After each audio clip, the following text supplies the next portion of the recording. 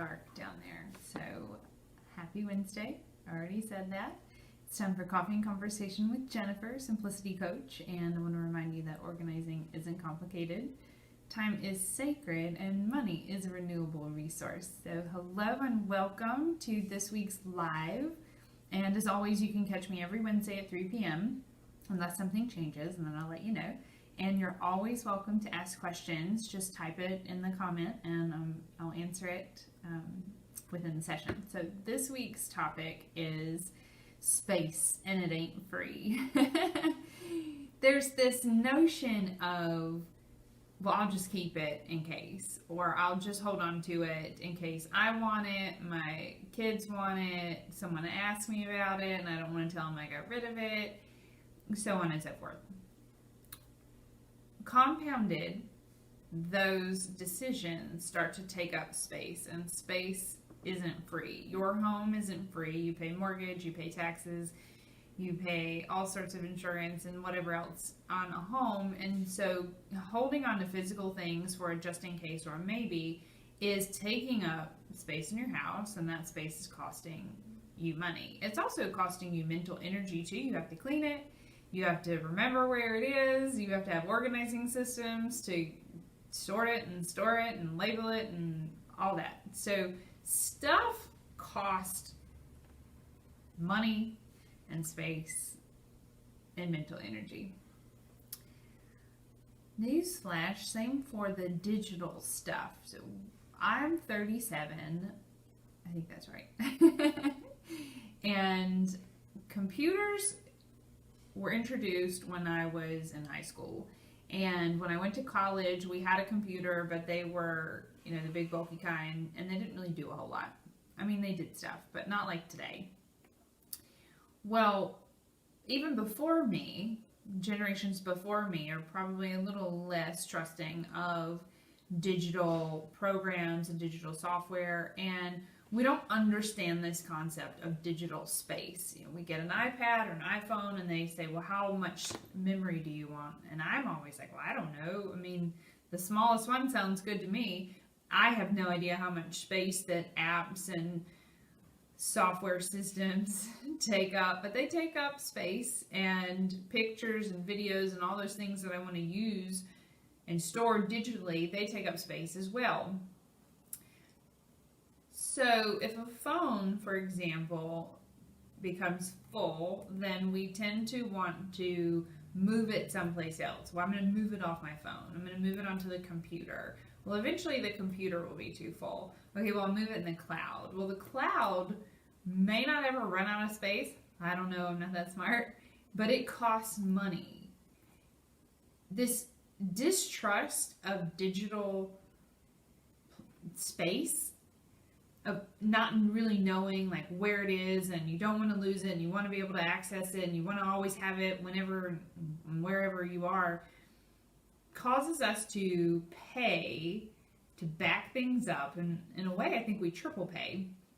I'll give you an example. I'm going to give you a couple of examples to ground this down. I always think examples are the best. So if you have an iPhone, I have an iPhone. Aw, you're even so cute.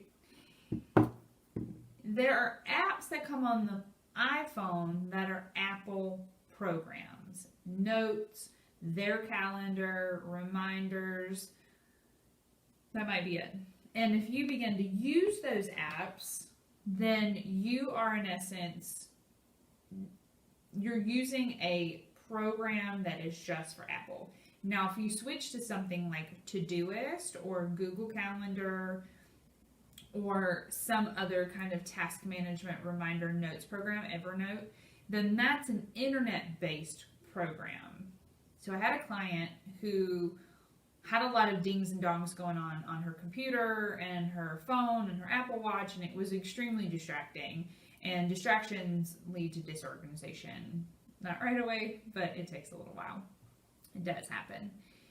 So we were moving her away from these Apple-based programs onto these internet-based programs, because with the Apple programs, she had to pay to back them up, or they needed to be backed up because if something happened to her phone or her computer and she got a new one, then she would have to upload that software from an old backup. Where an internet-based program, you don't really have that problem. Evernote, if you've ever used Evernote, it's amazing. It's a great substitute for notes. You can download the Evernote app and you can use it on your laptop, but it also can be accessed from anywhere as long as you have a internet connection. I normally don't fumble over words, but I'm not as confident when it comes to digital stuff, if you know what I mean. So for her, we were trying to create space, one, in her like mental head of all this dings and dongs, but two, I'm trying to create space for her in this digital way so she's not so worried about where her things are. So if we move to these more internet-based programs, then they're always available. You don't have to worry about backing them up so much. Okay, I'm going to give you another example. So my accountant, I asked him for some information a few weeks ago, and I was thinking he probably had it on his computer. It was an email address. He didn't. He said it's printed on some paperwork around here somewhere. So he's saving space on his computer by printing things, but then that stuff, all that paper, is taking up space in his office, and this is a mess. And so space is not free. We tend to move things around like, well, this will fix it, or I'll double pay for backups, which I never think is a good idea. I don't believe in wasting resources, and I certainly don't believe in wasting money if it's not necessary. It's just a disorganized way. It's kind of like the lazy way of not being organized. Well, I'll just pay for it and I'll know it's around here somewhere. Wrong. From the organizing standpoint, is wrong.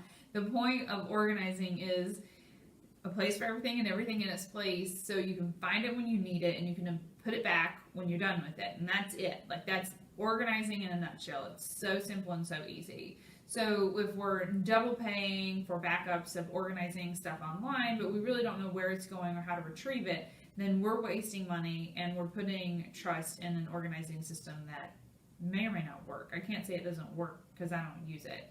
So space isn't free. Space isn't free digitally. Space isn't infinite digitally. And it's also not free or infinite in real life, in our homes and our cars. How many people have a storage unit? And how expensive are storage units, and what is in it? I've helped a couple of clients clean out storage units before. One client, it took us 4 sessions, and each session was 4 hours long. That's a lot of time to clean out a storage unit, and there were some boxes that had trash in it. Like a literal trash can with trash in it, in a box, taped up. She's paying to store trash. People are like, this is not good. The storage units I think there's more storage units in America than there are Starbucks. That's a significant statistic. So space costs us money, it costs us mental energy, it costs us time, it costs us worry, and when we start to let things go, so let's go back to the example of the digital stuff. The point is what am I keeping, why am I keeping this, and how do I intend to use it going forward? If you can't answer those questions, then it's more than likely not necessary or required for you to keep it. And if you're too worried about, well, I can't see 10 years down the road, and what if I need it in 10 years? I don't personally want to live in a world where I'm a frustrated magician that can't see in her crystal ball. Like, I don't have a crystal ball, and I'm not going to be able to determine every move that I'm going to make for the future Jennifer. Therefore, I have to make decisions here and now that support me here and now, and to the best of my ability in the future, more short-term or long-term, depending on what that is. But I'm not holding on to things out of fear, out of worry, out of an anxiety of I may need it, or what if someone asks me for it. Then I'll cross that bridge when I get there, and more than likely it's not going to be as bad as we make it out to be in our own head. So I want to remind you that space ain't free. And it is really important to look at those questions. What am I keeping? Why am I keeping it? And how do I intend to use it going forward? Because printing it, storing it, paying to back it up, all of that is really just procrastination on answering those 3 questions. And I get it, they're not the easiest to answer on your own. They're pretty easy to answer with a coach like me. But as you can tell, I don't beat around the bush. Like, we just get to it and we get going. So, space, it's not free. And notice in your house and even in your digital world, where do things feel clogged? Where do they feel too cluttery? And see if you can create some space there. All right, that's it for this week.